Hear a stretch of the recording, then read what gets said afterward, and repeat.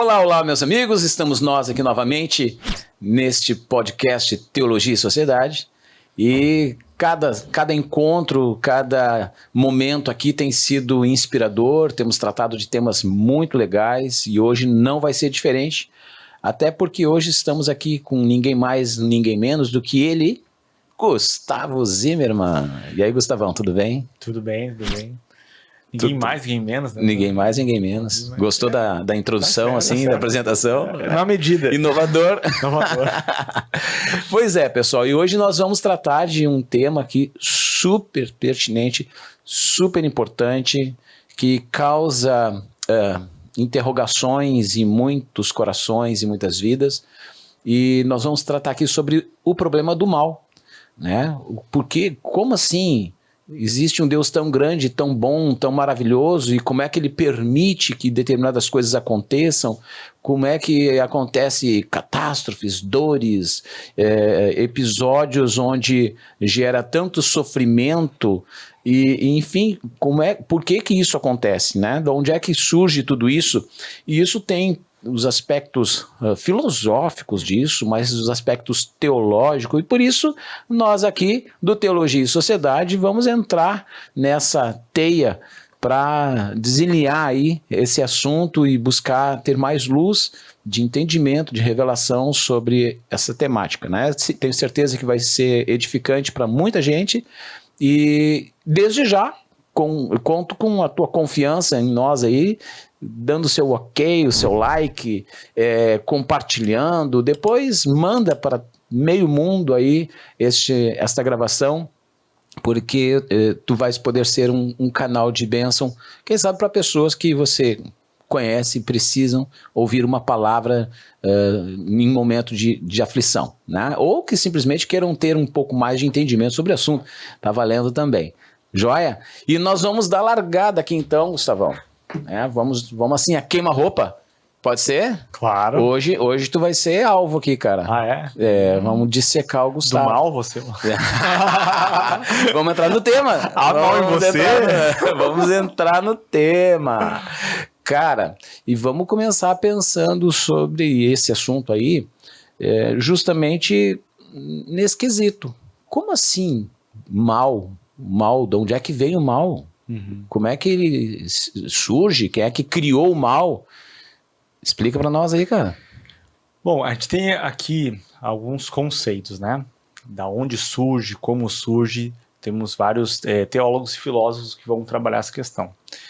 Um raciocínio que me faz ser mais claro e aceito é o raciocínio que o mal, ele passa a existir quando Deus cria o homem, certo?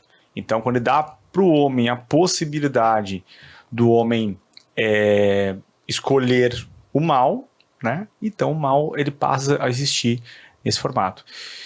Esse é um raciocínio mais simples, né? Então ele é algo que surge junto com o homem, certo? Agora, o que é o mal? De várias explicações, a que me parece ser um pouco mais clara também, é que o mal ele é um parasita. O mal ele não tem, ele é desprovido de uma substância em si mesmo, né? O mal ele é um parasita. Ele é justamente a privação do bem. Aí alguns, né, vão falar que seria como, por exemplo, a cárie no dente. Então, a cárie não existe sozinha. Ela existe como uma privação de um dente saudável. Isso segue aquela linha do raciocínio que não existe o frio, existe a ausência de calor. Exatamente. Ou, por exemplo, assim, tu olhar e ver que também teria a ferrugem em relação ao ferro, né? Uhum. Não existe a ferrugem sem o ferro. Ou, por exemplo, não existiria é como se fosse a podridão num tronco de árvore. Uhum. Então, o mal, ele, de novo, ele é desprovido de uma substância. Ele não existe sozinho. Ele existe dentro de algo que tem o seu nível de imperfeição. certo? Dentro de algo ou de uma circunstância. Esse algo pode ser uma circunstância. Pode ser uma circunstância. Então, no momento que Deus cria Adão e Eva e dá para eles a liberdade deles escolherem ao contrário do próprio Deus, ali tu tem um mal que é essa corrupção, que é essa corrosão, que é essa podridão, que é essa cárie no dente. Então, essa é uma visão teológica, não é a única. Existem outras também, porque começa a surgir questionamentos sobre isso, né? Por exemplo, antes de Eva e Adão comerem o fruto, já houve um processo da própria tentação. A tentação ali poderia ser uma condução para o mal, né? Na figura da serpente ali. Sim. Né? A gente tem que trabalhar com alguns pilares aqui para poder responder, né? A gente não pode só livremente sair respondendo. Temos que ter um pilar. Um pilar é que nesse ponto da tentação, né, do desejo de Eva consumir o fruto, a gente percebe que o pecado é quando ela consome, certo? Posteriormente, Adão consome. Então, antes disso, a gente tem que trabalhar com um pilar que não é pecado. Certo, concordo. Certo. Mas aí nós temos que ver dois pontos aqui. Primeiro, o pecado na experiência humana, ou melhor, o mal na experiência humana e o mal na sua gênese. Né? Porque a palavra de Deus ali para Adão diz assim, olha, não coma desse fruto, que é o conhecimento do bem e do mal. Ou seja, o conhecimento do mal, para se conhecer algo, é algo que já existe. Sim.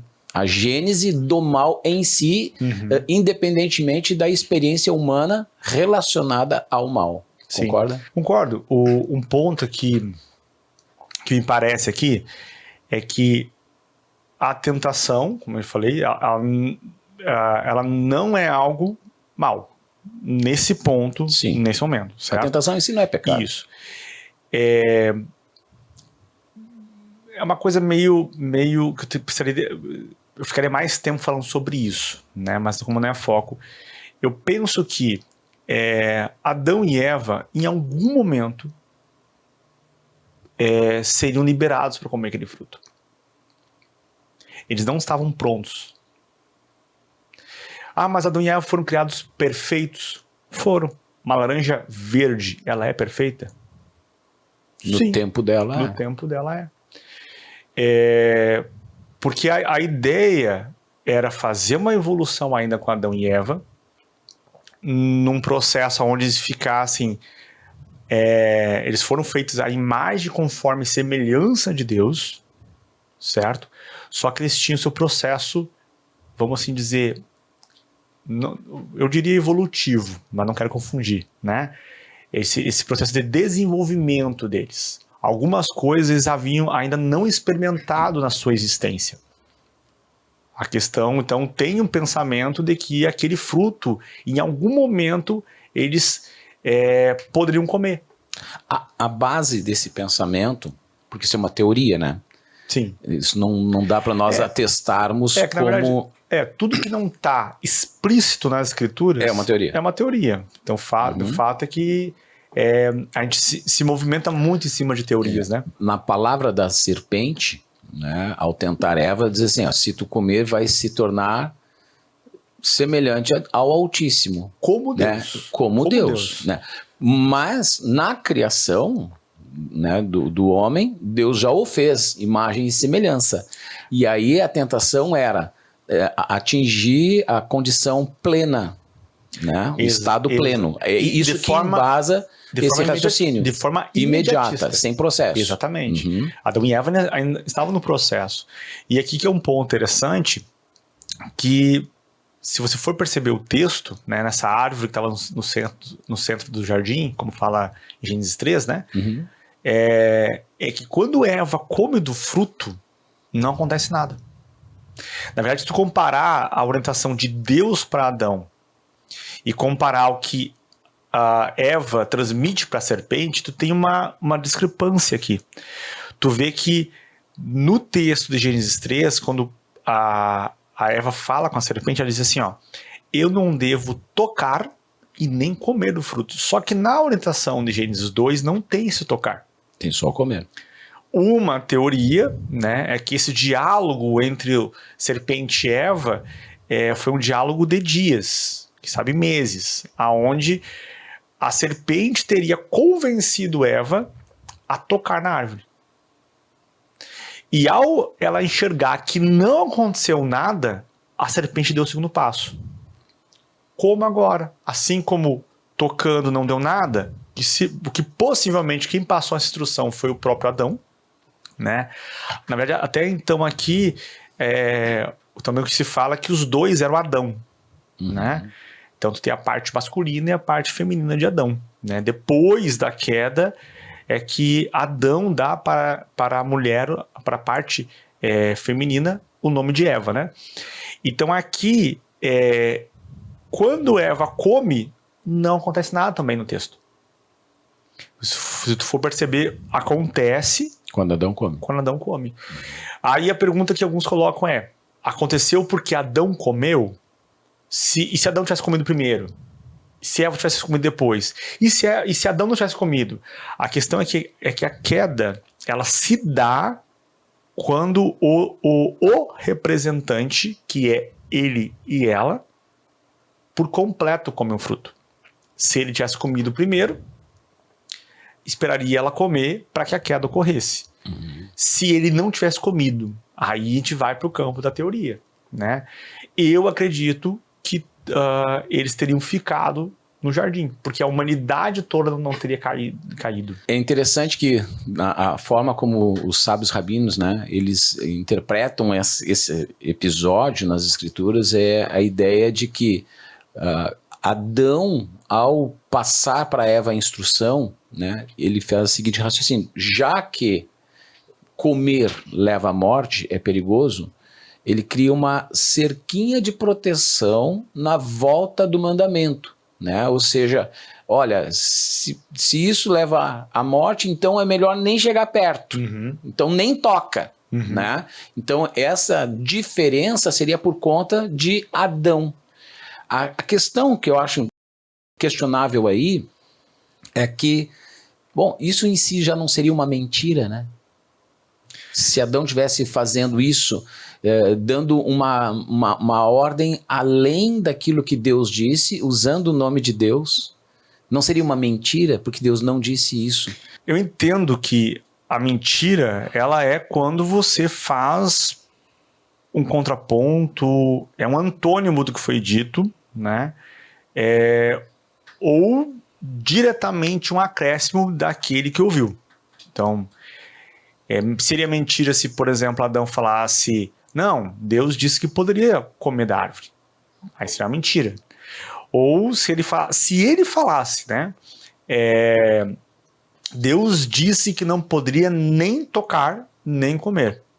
Aí seria uma mentira. É claro que a Eva, no texto de Gênesis 3, dá a entender que ela fala Foi isso. Deus que disse. Foi Deus que disse. Mas aí também pode ser uma interpretação dela. Como homem e mulher estão ainda nesse processo de desenvolvimento, o que não é igual à imperfeição, eles ainda estão aprendendo. Quem sabe a comunicação ainda está sendo desenvolvida por eles, né? Os animais estão se desenvolvendo, a natureza, a criação está se desenvolvendo, e Adão e Eva são os gerentes da criação que têm esse papel de desenvolver as coisas e se desenvolver pelo próprio Deus. Então, assim, mantemos aqui a ideia do pilar. O pilar é que, antes da queda, não havia pecado no homem. É como se o homem fosse, nas palavras do Henri Cristo, inoxidável. Né? Filósofo. Contemporâneo, assim, mais contemporâneo, né? Já antigo, né? Eterno filósofo. Corrosão da ferrugem não os atinge. Quando eles pecam, eles perdem essa propriedade. E agora eles passam a ter ferrugem. Tá, deixa eu apertar a coisa um pouquinho. Tu trouxeste a ideia de que evolutivamente o homem provavelmente em algum momento seria liberado para comer do fruto, ok? Mas, como já dissemos, isso é uma linha de pensamento. Isso. Porque uma outra linha de pensamento poderia ser, aqui está a expressão do livre-arbítrio.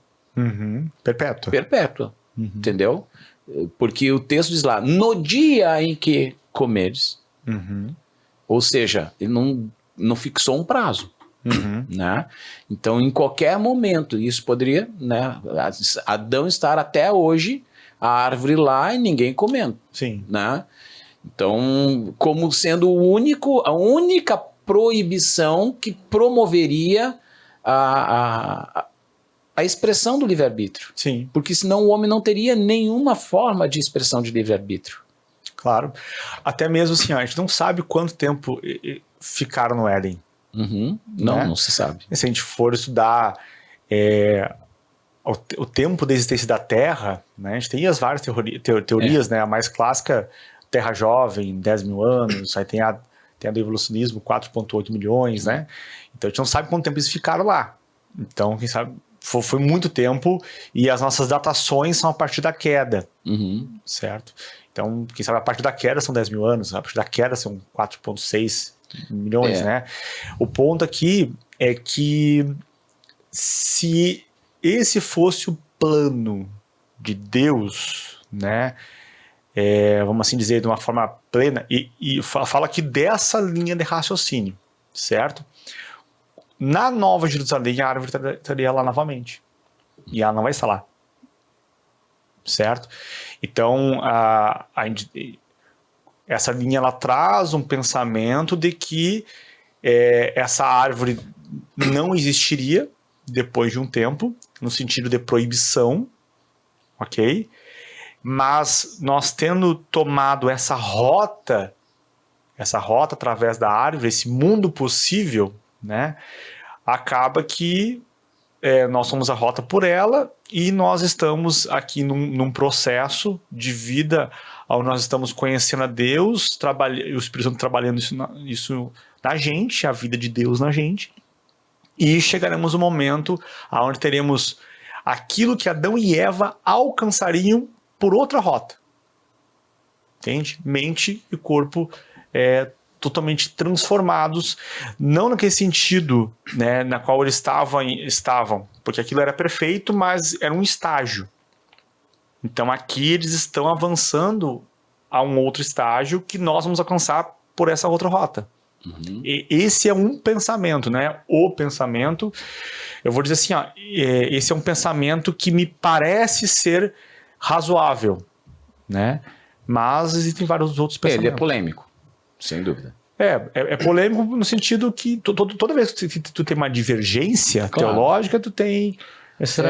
não necessariamente polêmica, né? Existem alguns temas que são mais acalorados na polêmica do que outros, né? Este, se for levar afinco na academia, ele dá bastante debate. Dá bastante debate. Tá, Gustavo, e aí a galera pergunta assim, tá, mas e aí, de onde é que veio o mal? O mal foi Deus que criou o mal? É o diabo que criou o mal? Quem criou o mal em si? Como eu coloquei antes, um outro pilar é que o diabo, ele não é um criador, né? Ele é um manipulador da realidade. O que é diferente, né? Ele copia muitos sistemas e ele manipula isso, né? Então, a fala da serpente com Eva é uma manipulação da realidade, certo? Tem sofismas ali, né? Tem conjecturas ali no que ele fala. E ele continua fazendo isso. Então a gente não pode atribuir a Satanás, né? Como a ideia dos demiurgos, por exemplo, né? Aqui, o mal, ele faz parte nesse pensamento, em um pensamento que para mim é mais razoável, que ele é criado quando Deus dá para Adão e Eva a possibilidade de não querer o bem. Então, quando o bem surge, o seu antagonismo também passa a surgir. Entendeu? Não que quando Deus surge, que Deus tenha um start. Deus não tem um start. Deus sempre existiu, sempre é, né? Mas quando ele cria o ser humano, que pode experimentar quem é Deus, o ser humano agora também pode experimentar a ausência de Deus. Como você falou no início, né? É como se Deus tivesse criado o calor. Uhum. Então, quando Deus cria o calor, o seu antagonismo também existe. Quando Deus cria a vida, a morte também passa a existir. A ideia é que Deus é amor. Onde não há a presença de Deus, Há não amor. Entende? se manifesta aquilo que é antônimo ao amor. Sim. Só faria um adendo, né? Não aonde não existe a presença de Deus, porque Deus é onipresente. Uhum. O amor, ele está em todo lugar. Só que, como eu coloquei, o mal, ele é um parasita, certo? Então, o antagônico da natureza de Deus é parasita. Então, Deus, ele pode... ele faz o ser humano é um hospedeiro. Tá, e como é que tu explica Isaías 45:7? Vou ler o texto aqui para... Deixa eu achar aqui. Isaías 45:7 diz assim, ó. Formo a luz e crio as trevas. Trago a paz e crio a calamidade. Eu, o Senhor, faço essas coisas. Tem uma outra versão que fala assim, e crio o mal no lugar de calamidade. Aí que tá o raciocínio, justamente. Ó, faço a vida e por ter feito a vida, eu crio a morte. Uhum. Né? Faço o calor e por ter feito o calor, eu criei o frio. Ou seja, para que a gente possa experimentar aquela realidade, tem que existir o inverso dela. Entende? Fiz o ser humano para experimentar o bem. Por consequência, eu criei a inexperiência do bem. Toda vez que tu promove algo, a existência de algo, vai obviamente criar a perspectiva do oposto àquilo, né? Exatamente. E o ser humano aqui é convidado a experimentar aquilo que faz parte da sua essência, mas o livre-arbítrio, que é um ponto polêmico, mas tanto arminianos quanto calvinistas vão compreender, a boa parte do calvinismo, né, vai compreender que nesse momento aqui, havia livre-arbítrio. Havia livre-arbítrio, certo? Então, no momento que Deus faz o ser humano e dá para faz o ser humano e coloca a centelha de vida dele e dá para o ser humano, agora você escolhe. O mal está criado. Entendeu? Então, faço o bem, por consequência, eu crio o mal, que é objeto da escolha. Só que o mal é uma corrosão. Ela é uma podridão. Ela é a cara no dente que pode fazer aquele objeto sucumbir. Uma forma de ver o mal, Gustavo, está na experiência humana, né, através de calamidades, né, como lemos aqui no texto, né, de sofrimentos, né, por que se Deus é tão bom, por que aconteceu isso comigo? Por que nascem pessoas com deficiência? Por que tragédias acontecem e ceifam milhares de pessoas? Enfim, que isso, em tese, também é tido como mal, né, ou males da vida. Por que acontecem essas coisas se Deus é tão bom? Aqui a gente tem teóricos, né, que vão tentar trazer uma classificação de como isso funciona. Maimônides, ele fala que os males que existem na nossa vida, eles têm 3 características principais. A primeira, contingência humana. Ou seja, contingência fala de coisas que elas poderiam não existir. Elas não são necessárias. Então, eu não sou necessário à minha existência. Eu poderia não existir, certo? Deus, ele é não contingente. Ele é necessário, certo? Então, quando a gente fala sobre contingência, quer dizer que amanhã eu vou morrer e a vida vai seguir, certo? Então, tem coisas que fazem parte da contingência humana, certo? Ele vai dizer também que o mal é algo que a pessoa causa a outrem. certo? Então tem essa outra expressão do mal, que eu faço ao outro. A gente tem muito esse grito hoje, né, de liberdade. E entender que a liberdade ela é falsa. Porque compreender que liberdade é eu poder fazer o que eu quiser, na hora que eu quiser, isso em alguma esfera vai ser mal para o outro. Então assim, ó, para que haja liberdade, tem que haver regramento, tem que haver lei, né? E é o que Deus faz. São os limites. Exatamente. Deus estabelece para Adão e para Eva limites. Depois que há a queda, ele estabelece para o povo dele 613 mandamentos, que são limites. Resume em 10 palavras, Jesus vem e resume em 2. Simplifica mais ainda. Mas a vida é feita de limites. Eu acho legal um pensamento que ele fala assim: liberdade não é eu poder fazer tudo o que eu quero. Mas liberdade é eu poder dizer não para aquilo que eu não quero fazer. Então, porque se eu faço tudo que eu quero, eu sou refém dos meus desejos. Eu não sou livre.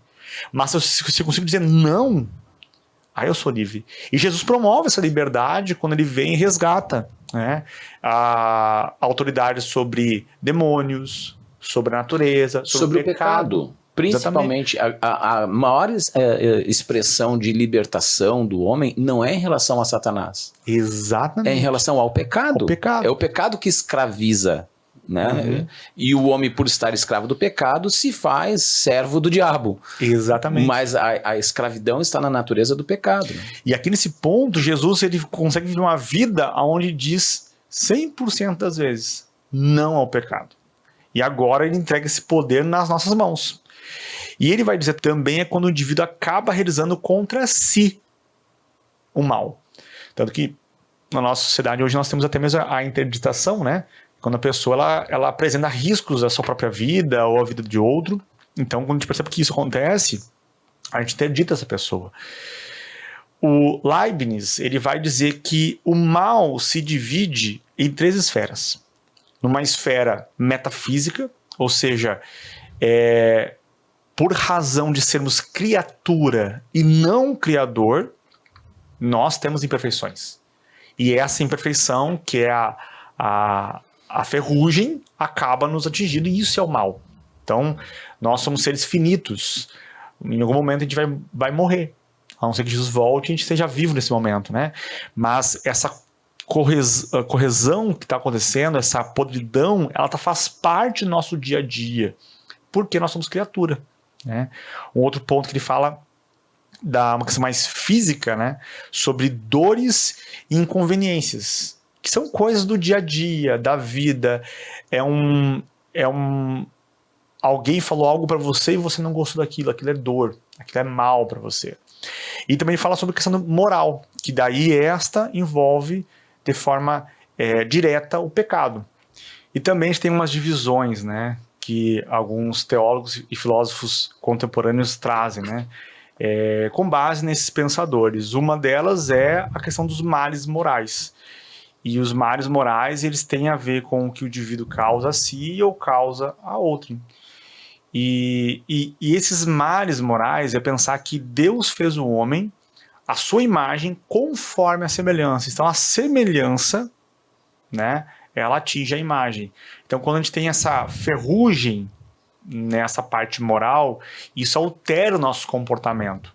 Isso altera a percepção sobre nós, do que é bom e do que é mal. Isso altera a percepção do outro, do que é bom e do que é mal. Paulo, ele vem falar sobre jugo desigual.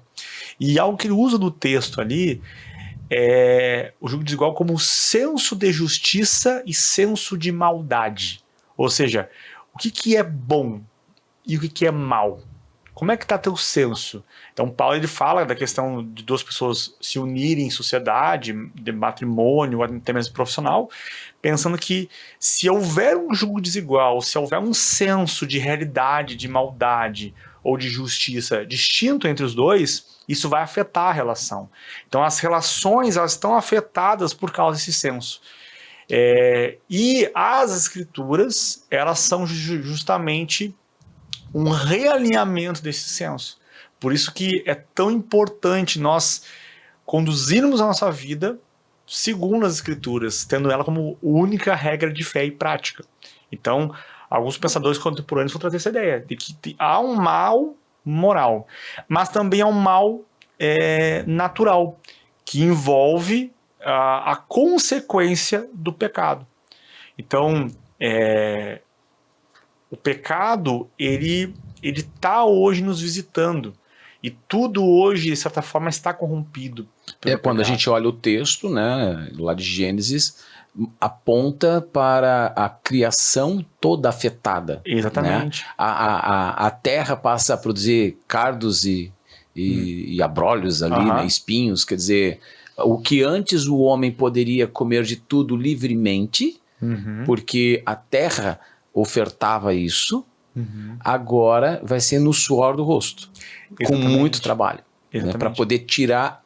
Interessante que antes é de tudo com abundância, agora é com muito esforço para tirar o pão, quer dizer, algo bem básico, né? E tu tem a vaidade a partir disso, né? Tem a escassez a partir disso. Então, de novo, tu tem o ser humano no seu comportamento afetado por causa da sua moralidade, mas a criação que foge da agência do ser humano também está corrompida e o mal é expresso. A gente vê tsunami, terremoto, a gente vê, como o Greenpeace fala, parece que a natureza quer expulsar o ser humano e acabar com ele.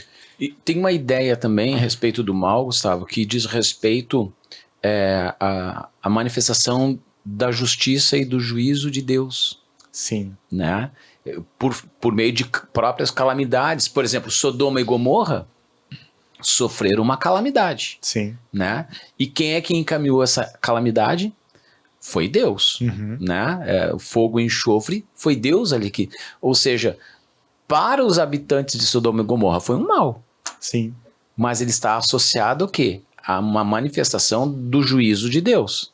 Exato. Quando a gente olha a própria sentença sobre o homem, é uma sentença para o mal. Os que não creram, né?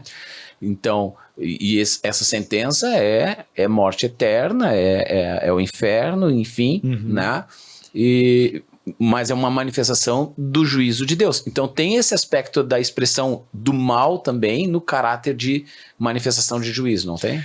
No calvinismo, vai se entender que Deus determina tudo, certo? Aí tem as variações do calvinismo total, parcial, 5 pontas, 4, 3 pontas, né? Da tulipe.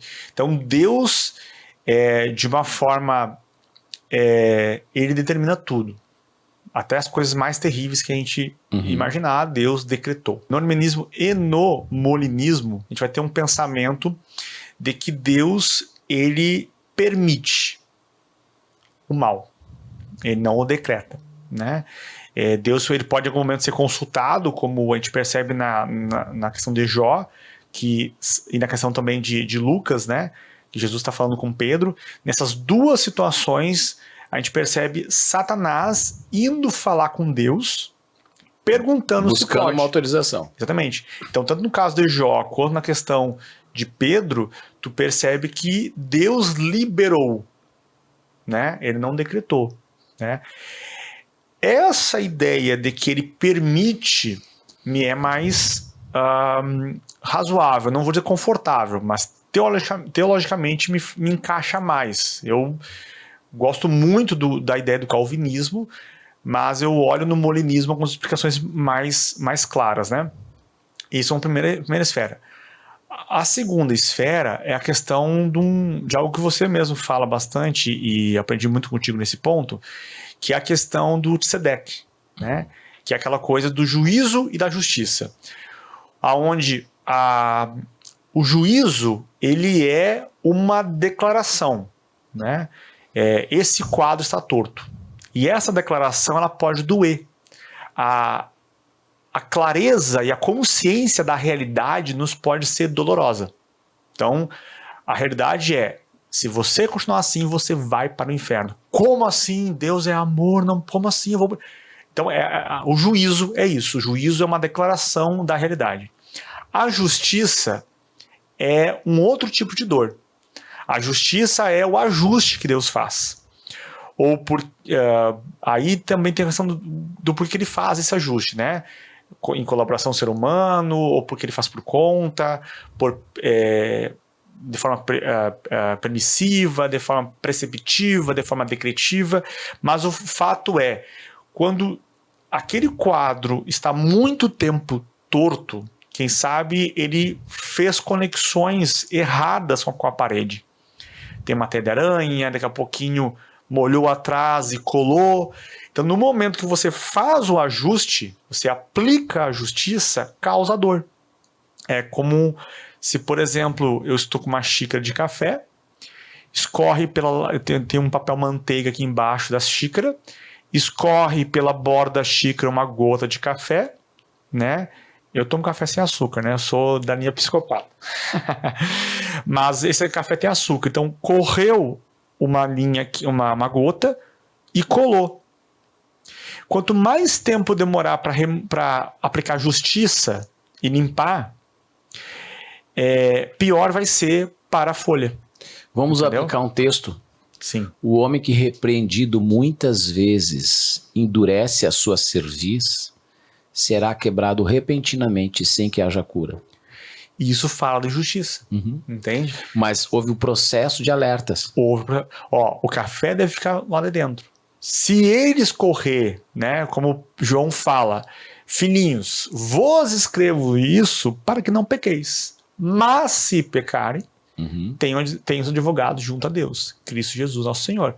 Ou seja, eu escrevo isso para que a gota de café não corra. Mas se ela correr, resolva logo. Isso. Entende? Porque no momento que ela encostar na folha e secar, primeiro vem a dor. O trabalho para corrigir vai ser bem maior. Juízo. Essa gota está errada. Não deveria estar aqui, está sujo. Já é dor. Porque a dor envolve assim, ó. Eu vou ter que sentir uma dor maior agora. Ai, não quero sentir essa dor. Juízo, justiça. Resolva agora. Então eu pego, puxo a xícara e a folha vem junto. Quando eu forço e separo as duas, a folha rasga. Entende? Então, assim, é aquela coisa assim, mas nós estamos sofrendo por causa de pecado de outros, né? Aquela brincadeira, né? Em briga de elefante, quem sofre é a grama. Entende? Então a gente sofre consequências desses males naturais. Aí tem um terceiro ponto, que é o que chama de teodiceias. A criação das teodiceias, elas são justamente uma tentativa de tentar explicar como a justiça de Deus se resolve. Aí temos algumas, né? Trouxe aqui algumas pra gente falar. Por exemplo, temos a teodiceia do livre-arbítrio. A teodiceia do livre-arbítrio, ela vai dizer que o mal, ele existe por um uso errado da liberdade dos anjos e do homem, certo? Então, nós não sabemos usar bem a liberdade. Tanto nós hoje quanto nossos antecessores não souberam usar bem. Então hoje nós sofremos por causa desse mau uso da liberdade. E, na verdade, de forma empírica, a gente consegue enxergar isso no dia a dia. As pessoas sofrendo porque usam mal da liberdade. Você tem uma liberdade de ter relações sexuais, certo? Você tem. Só que existe uma instrução para isso. Então daqui a pouco você, de forma desprovida de uma consciência, uma responsabilidade de tentar usar essa liberdade de forma como você quiser, você acaba engravidando. Ou você engravida alguém e agora você quer abortar. Isso é morte. Você está indo contra a existência de um ser. Né? Tá certo isso? Temos uma outra teodiceia que tenta trabalhar a questão da justiça de Deus, que é a questão da teodiceia educativa. Ou seja, o mal ele existe de forma educativa. Deus ele tem no mal propósito pedagógico. Então ele está existindo ali para que você venha se desenvolver em relação a isso. Né? Tanto para a teodiceia do livre-arbítrio quanto da teodiceia educativa, tu vê textos, né? Paulo em Romanos, Tiago, falando sobre ficarmos felizes quando passarmos por grandes tribulações, porque aquilo produz algo bom em nós. Só que as teodiceias, como são raciocínios humanos, e não quero também fazer esse detonar, né? Porque a gente pensa assim, por ser raciocínio humano, então isso não é... A teologia é produto do raciocínio humano. É a nossa forma de interpretar os fenômenos. E é isso aí, né? Mas tu vê que a teodiceia educativa, ela tem seus limitadores. Porque, por exemplo, uma pessoa que sofreu mal antes de morrer, o que ela aprendeu com isso? Né? Então tem alguns limitadores. Por isso que existem outras, né? Como, por exemplo, a teodiceia escatológica de recompensa. Não. Um dia o mal vai ser recompensado. O mal vai ser punido e o bem vai ser recompensado. Exatamente. E nenhuma dessas teodiceias estão erradas. Sim. Elas só não são completas isoladamente. Exatamente. Né? Elas têm que fazer apoio a outros pensamentos, né? E temos também a chamada teodiceia adiada, né? Que ela fala que em algum momento, né? Que é algum momento dessa vida ou, né? Já depois, no momento do julgamento, todos vão ter uma compreensão clara das coisas. E é legal que o Paul Copan, ele trabalha um raciocínio muito interessante. O raciocínio que ele trabalha é o seguinte: até mesmo aqueles que irão para o inferno glorificarão a Deus. A Bíblia diz que todo joelho se dobrará, toda língua confessará. Mas o interessante aqui é que a gente pensa assim, não, mas quem vai para o inferno espraguejando Deus. Mas não, o que o Paul Copan traz, primeiro raciocínio que ele traz, que no dia do julgamento, ninguém conseguirá trazer à mente um argumento de defesa. Vai haver um silêncio. E somente Deus falará. Outro ponto que ele traz é que aqueles que vão para o inferno, eles vão para o inferno glorificando a Deus pela sua justiça. Porque aquele é o melhor lugar que eles podem estar. Naquele texto que Jesus aborda ali, né, ilustrando a questão do rico e do Lázaro, né, o rico ele está no inferno e ele reconhece que é o lugar dele, que ele era merecedor, né? A preocupação dele é com os irmãos que ficaram para que não façam o mesmo caminho que ele fez. Exatamente. Né? Ou seja, isso é uma forma de reconhecimento e glorificação a quem exerceu a justiça. Tanto que ele não pede assim, deixa que eu vá lá. Não. Pega esse que tomou a rota certa e manda ele. Né? Ele pede um refresco, né? Só isso, entendeu? E existe a chamada também teodiceia da comunhão, que é o que a gente aplica muito no dia a dia, né? Que é a pessoa que ela está passando por aquele momento de justiça de Deus, porque a gente compreende que a justiça de Deus ela pode, em parte, ser cumprida aqui, né?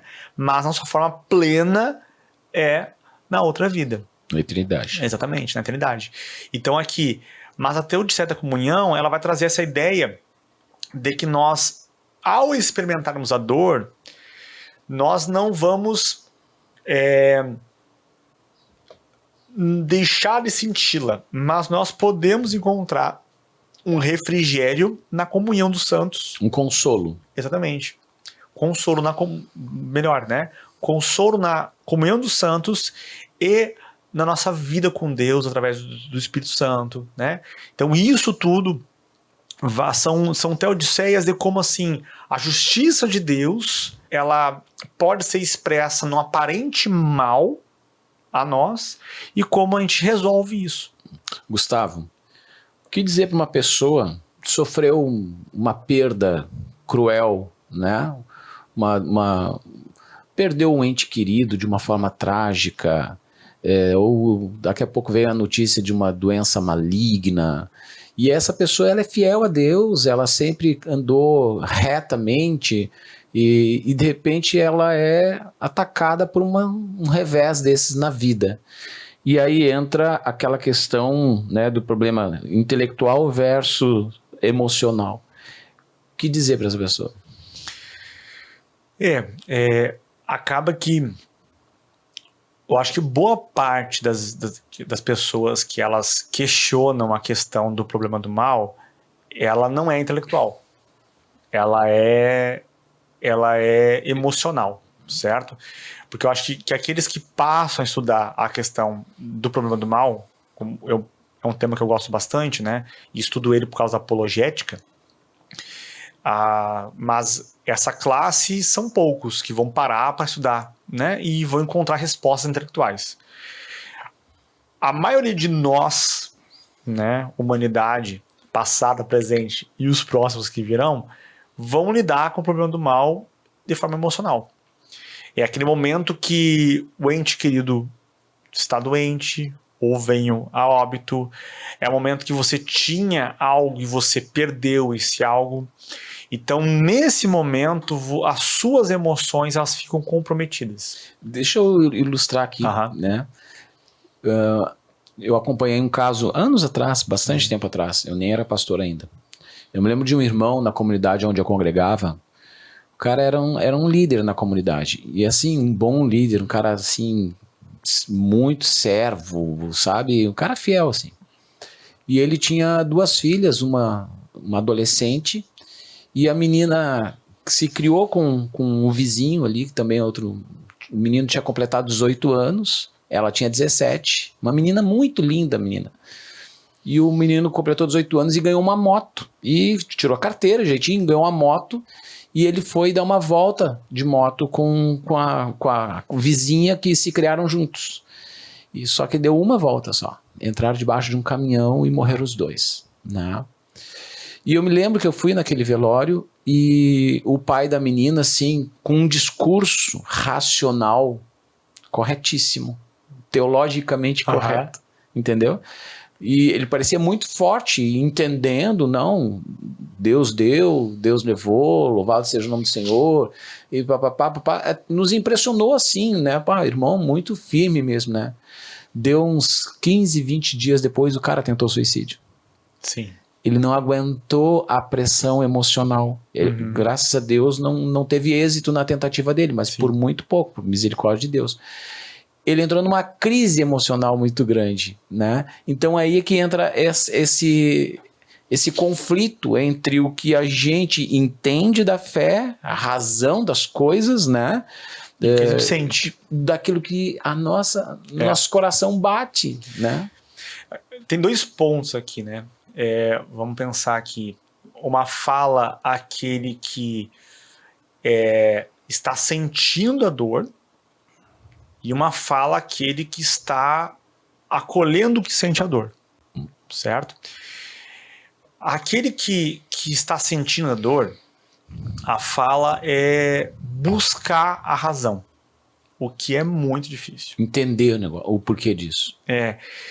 Eu acho assim que compreender que o sentimento ele é sempre hiperbólico em relação à verdade, né? A emoção ela extravasa, ela é sempre maior do que a verdade, certo? E essa é a nossa condição. Então você é Davi, né? Por que está abatida, ó minha alma? Né? Espera em Deus, relaxa. Então eu acho que é o movimento da pessoa que está sentindo a dor. Ela precisa buscar em Deus estabilizar a sua emoção. Isso, dependendo da situação que ocorre, ela pode não ser uma tarefa fácil. Ela pode ser muito árdua. Por isso que essa pessoa ela precisa se cercar. Ela precisa ter amparo. Exatamente. Ela precisa entrar num ecossistema, precisa ter uma rede de apoio a ela. E porque pastoral, às vezes psicológico, isso, amizade, da camaradagem dos irmãos, enfim, acolher esse indivíduo, não deixar ele solitário, né? Exatamente. Porque a tendência dessa pessoa é ela se isolar. Sofrer a dor dela. Ir pra caverna. O que assim, ó, a gente percebe que é recomendável que a pessoa ela tenha um momento de luto. Perder alguma coisa, uma pessoa, até mesmo um bem, às vezes aquilo te causa uma dor muito grande, né? Então você vai lá, chora, é interessante que Deus permite que nós venhamos a indagá-lo, questioná-lo, que a gente venha até ele e dizer assim, ó, tá errado, não gosto, por que tu faz isso? Né? Olha, Abacuque, por que tu faz isso? Né? Então, assim, eu passei por um período, há um tempo atrás, de depressão, e eu fiz isso. Eu chegava, mas o teu texto diz assim, por que que isso vem sobre mim? Eu fiz certo. Cadê o meu erro aqui? Na minha conduta? Onde está a minha recompensa de bênção por ter feito a coisa correta? Porque o Senhor falou, coloca diante de vocês a bênção e a maldição. 2 caminhos. E eu tomei o caminho certo. Por que que isso vem? Né? E é interessante que essa expressão ela é importante. Só que também eu devo concluir que nem sempre Deus me dará uma resposta como eu quero ouvir. Daqui a pouco ele me devolve silêncio. E esse silêncio é a forma dele dar. Para quem está acompanhando The Chosen, vou dar um spoiler aqui. Então, se você vai assistir, vai ouvir aqui, avança o vídeo. De qual temporada? Terceira temporada, tá? Eu acho muito legal o The Chosen, porque ele traz, assim, relações entre as pessoas. De uma forma menos fantasiosa como a outras produções, né? Eu também acho isso. Então isso é fantástico. Então, para quem olhou The Chosen, na terceira temporada, a Eden, que é a esposa do Pedro, ela sofre um aborto. E Pedro, quando descobre que ela sofreu aborto, ele fica revoltado com Jesus.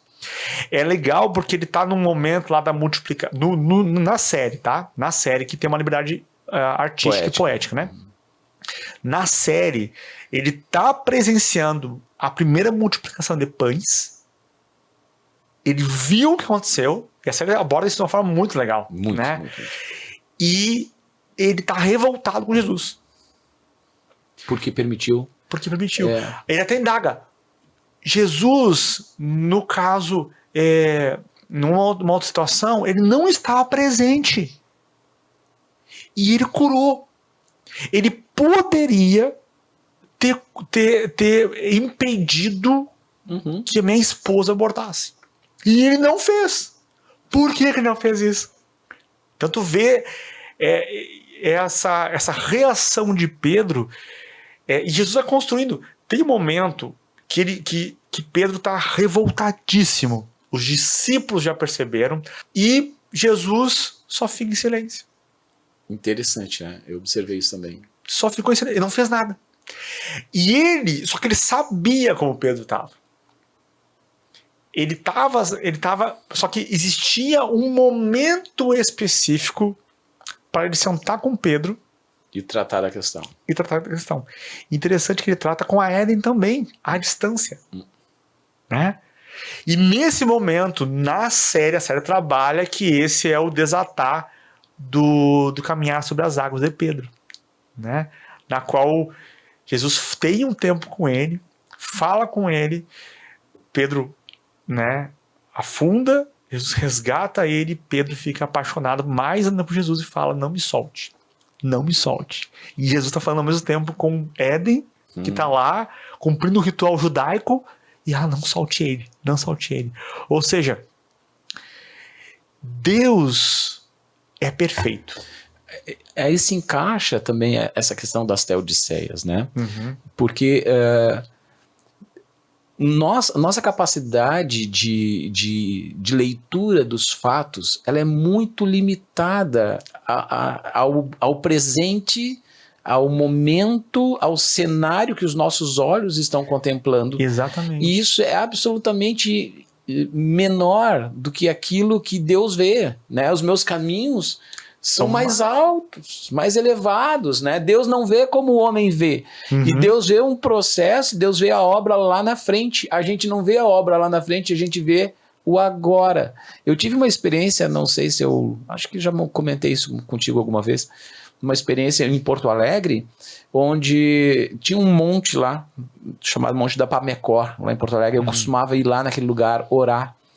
E certa vez, lá naquele monte, tem uma vista privilegiada da cidade. E tem uma avenida lá chamada Ipiranga. E eu, lá de cima, enxergava a Avenida Ipiranga, que é uma avenida longa.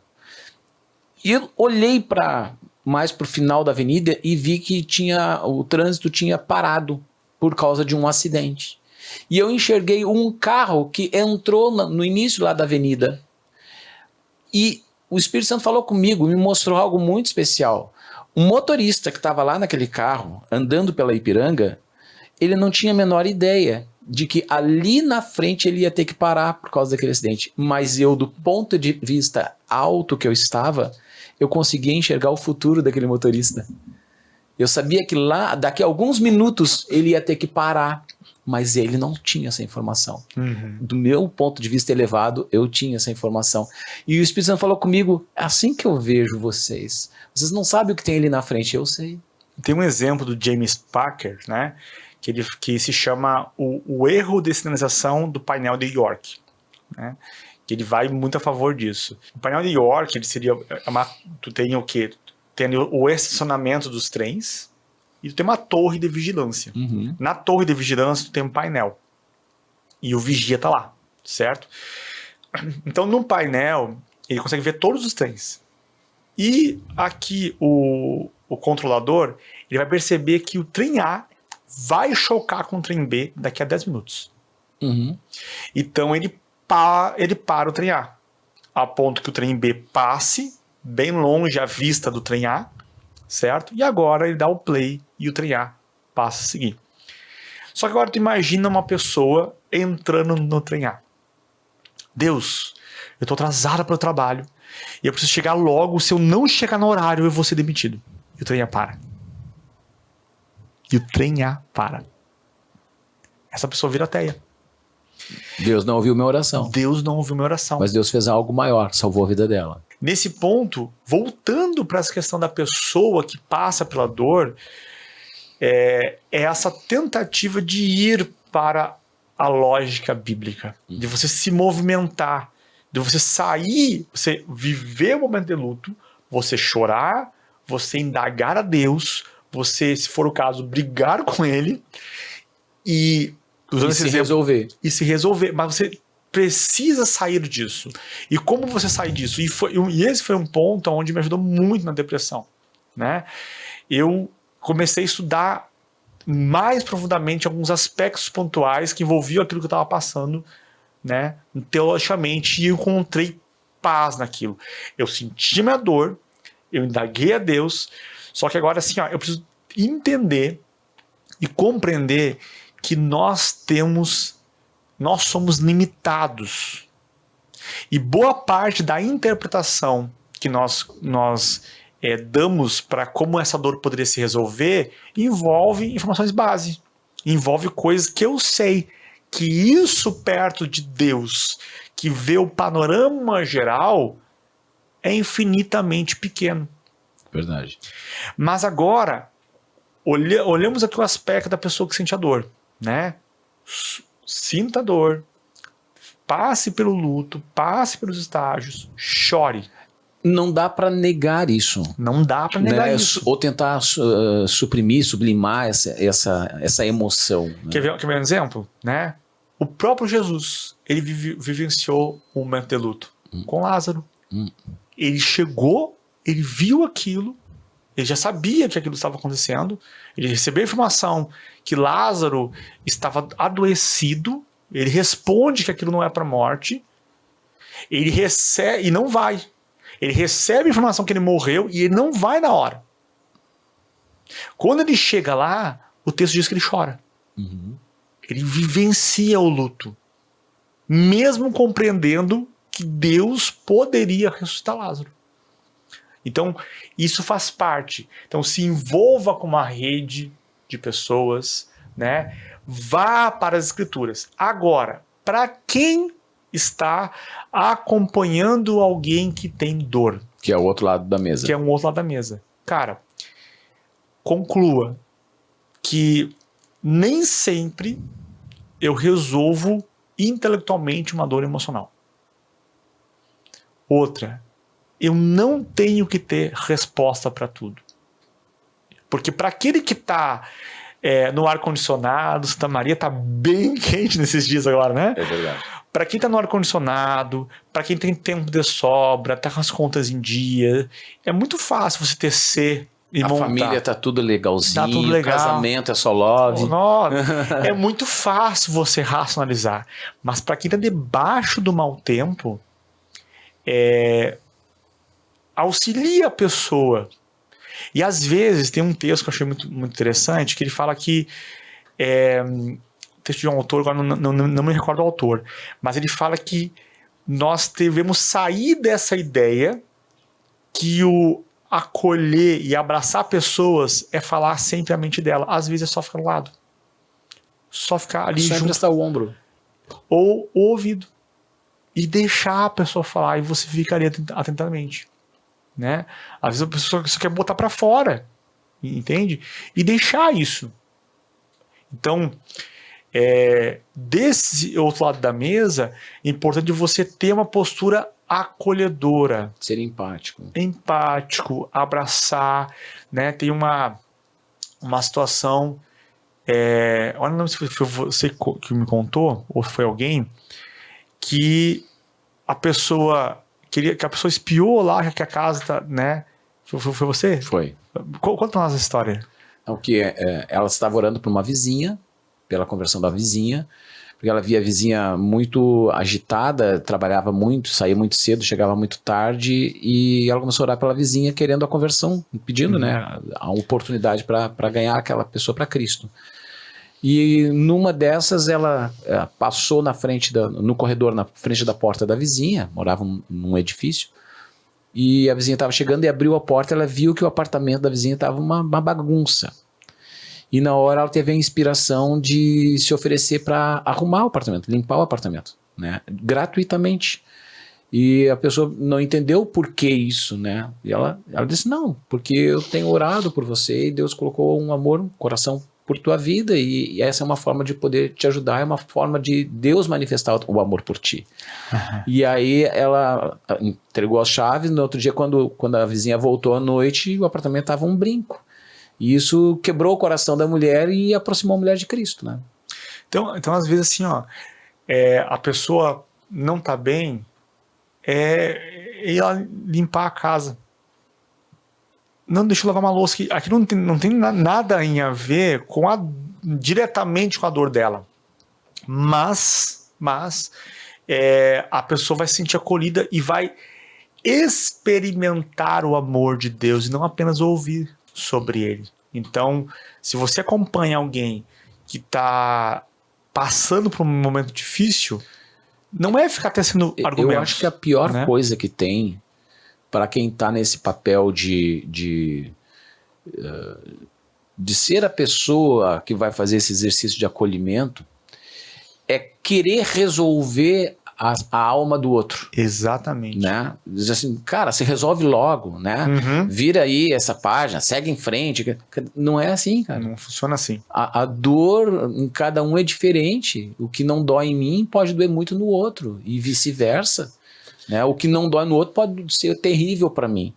E respeitar o tempo de cura de cada um é fundamental. Exatamente, porque como a gente falou, o tempo de luto da perca desse algo tem que existir.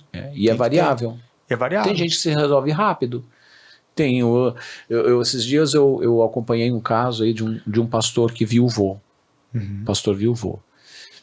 E em poucos meses ele já estava firmando compromisso com uma outra mulher. Uhum. Né? Aí veio uma chuva de críticas em cima do cara. Né? E a resposta dele assim, olha, eu tinha uma aliança, eu fui fiel na minha aliança, hoje eu sou viúvo, eu não sei viver sozinho. Uhum. Eu não consigo viver sozinho e não quero viver em pecado. Então eu me resolvi, no meu tempo eu me resolvi, já chorei meu luto, uhum. e eu estou pronto para seguir em frente. E aí fica aquela turma da crítica na volta. Uhum. Ah, mas, entendeu? Complicado, né? Sim. Às vezes prefere que o cara viva no oculto, no anonimato, do que viver a verdade do tempo dele, né? Exatamente. Ao mesmo tempo que a gente olha nas escrituras, pessoas que conhecem a Cristo instantaneamente dão uma reviravolta, Outros né? é um processo mais longo. Outros mais longos. Queria que tu elencasse para nós aí, na perspectiva das doutrinas do cristianismo, resumisse, né, essa questão na perspectiva doutrinária sobre o problema do mal. Sim. Acho que o problema do mal, novamente, ele é uma percepção, né? Epicuro ele vai trazer a seguinte ideia para poder dizer que Deus não existe, né? Ele pega 3 pilares de Deus como totalmente bom, totalmente onipotente, né? E onisciente. Então ele pega essas 3 e tenta eliminar. Ele pega 2 e elimina uma. Por exemplo, se Deus é totalmente bom, ele quer destruir o mal. Se Deus é totalmente potente, ele tem condições de destruir o mal, mas o mal ainda existe. Então ele não sabe. Então ele ainda existe porque Deus não é onisciente. Ele não sabe onde está o mal. Ele vai intercalando. Mas se Deus sabe onde está o mal e não age, então ele não age porque ele não é bom. Ele não quer. Ou porque ele não é bom, ou porque ele não tem o poder para evitar. Exatamente. Aí se ele não tem o poder, ele não é onipotente. Então Epicuro traz esse raciocínio para dizer que, bom, Deus, e se Deus existe, ele não tem esses 3 fatores. Atributos. Então por que chamá-lo de Deus? Lactâncio, ele traz um pensamento futuro, num resgate em relação a isso, onde Lactâncio fala assim, não, Deus é bom, Deus existe, é poderoso, é onisciente e o mal existe. O mal, nessa construção nova de Lactâncio, é um raciocínio de que valores morais existem. Certo? Porque se Deus não existe, valores morais também não existem. Mas a gente percebe no dia a dia que valores morais existem. Então Deus existe. Né? E os valores morais partem do próprio Deus. A questão aqui que Lactâncio fala assim, um dia o mal vai ser destruído. E nós olhamos para as escrituras e conhecemos o fim da história. Certo? Mas enquanto isso não acontece para a nossa realidade temporal, né, a gente tem que trazer algumas conclusões. Primeira, a ideia do humanismo que algumas igrejas têm abraçado, isso tem sido pesado contra a questão do próprio Deus, né, das escrituras. Porque a ideia é que se você está passando por algo ruim, você não é cristão de verdade. Você passar por depressão, se você está em depressão, cara, então tu não é crente. Resultado do pecado e de maldição. Exatamente. Mas o ponto aqui é que tanto Paulo, em Romanos, quanto Tiago, né, na sua carta, falam que nós devemos ficar felizes quando passarmos por tribulação. Né? É uma teodiceia. E aqui a gente vai trabalhar que Paulo fala bem assim, perseverança, ela gera experiência, e a experiência gera esperança, certo? Então, quando tu vai passar por uma segunda situação, tu já tem uma experiência. Nós passamos por coisas muito difíceis, então a gente percebe assim, cara, não é tão difícil quanto é para o outro mais novo, né? Ou inexperiente naquele aspecto. E Tiago vai dizer o seguinte, ele vai dizer que a perseverança tem que ter ação completa. E quando ela completar o seu ciclo, ela gera maturidade e integridade para o ser humano. Então, nessa ideia, né, é entender que a tribulação ela nos desenvolve. O mal ele tem sim um propósito pedagógico também, certo? Só que o contraponto disso é que as pessoas hoje elas querem fugir o máximo possível do confronto e da dor. É pelo conceito de que se vive pela felicidade. Exatamente. Só que em nenhum momento a Bíblia nos oferece, ou Jesus nos expressa, felicidade plena nessa vida. E nem a felicidade como motivo de viver, né? Exatamente. Salomão fala o quanto ser feliz é algo que o ser humano busca e é bom para o ser humano. Claro. Né? Só que esse sentimento constante em pleno não é uma promessa bíblica. Não havia nenhuma felicidade em ir para a cruz, né? Não.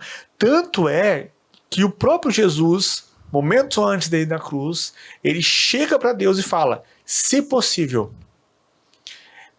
passa de mim esse cálice. E o pessoal confunde muito o cálice como o ir para a cruz. Uhum. O que Jesus está tendo aqui é uma vida toda de conexão com o Pai. Só que vai ficar um momento desconecto. Então ele fala assim, ó: se possível, passa de mim essa experiência de ficar um momento desconecto de você. Porque ele se preparou para a cruz. Não era aquela maior dor dele. Né? Então, acaba que Jesus ele pede: se possível, mas se não for possível, eis-me aqui.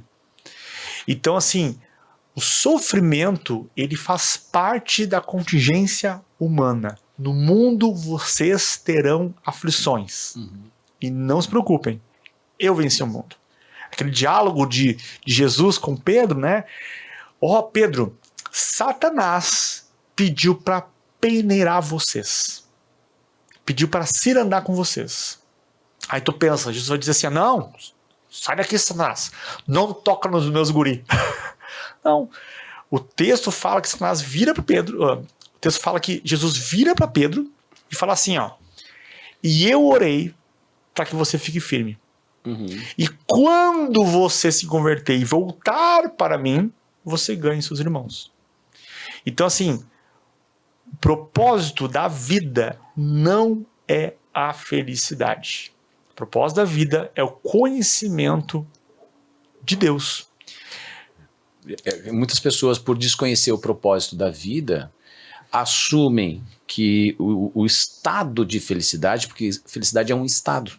Exatamente. Né? Ela assume que o estado de felicidade é o seu propósito de vida. Ou seja, se isso aqui não me deixa feliz nesse momento, então eu jogo fora, eu descarto, eu abandono. E não percebe que naquela tribulação está o alcançar do seu propósito de vida real. Exato. Estevão estava totalmente consciente e feliz com aquele momento da vida dele. Feliz, vou dizer assim, ó, como mandamento alegre, né?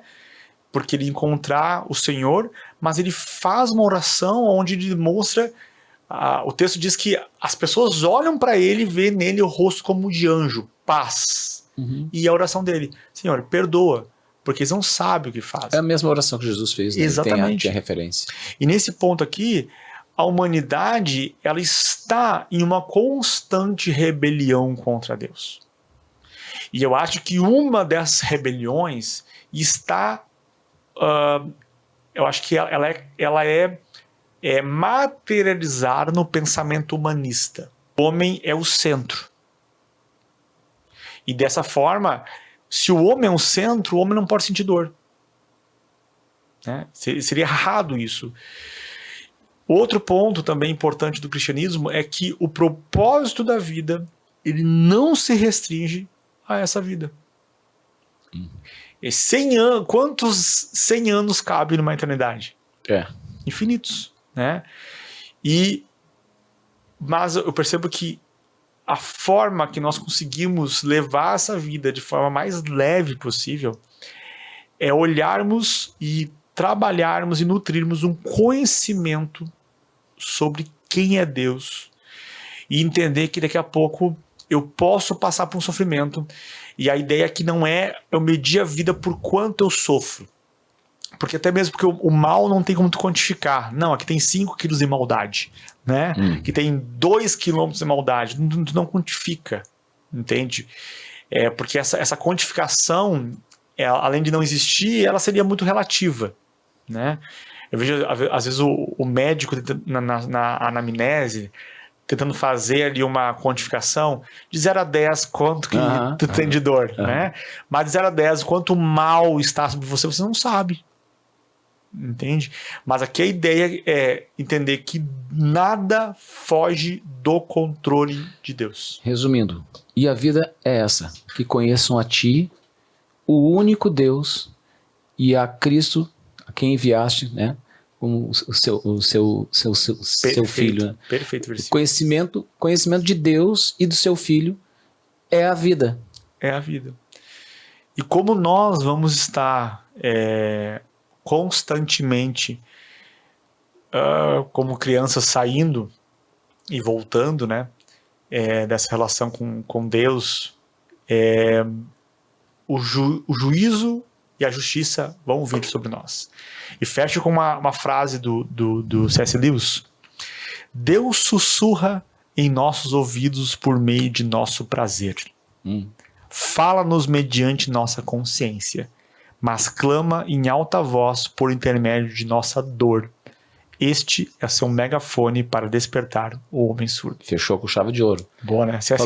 Falou um monte de coisa questionável no meio, mas no final é inquestionável. Por isso que eu uso os atores, né? Os autores aqui. Show de bola. É isso aí. Bem, pessoal, nós fechamos aí mais um episódio de Teologia e Sociedade e hoje estivemos aí debatendo um pouquinho, não encerrando o assunto, porque esse é um assunto que rende horas e horas e horas de debate. Nós nem entramos em alguns aspectos aí, falando sobre outros pensadores sobre o assunto. Talvez numa outra oportunidade a gente explore ainda mais, mas eu penso que já deu para fazer uma boa reflexão e contribuir, não apenas no aspecto da racionalização do assunto, do tema, mas até mesmo para gerar alguma explicação para alguém que esteja vivendo uma situação adversa na vida. Tá bom, minha gente?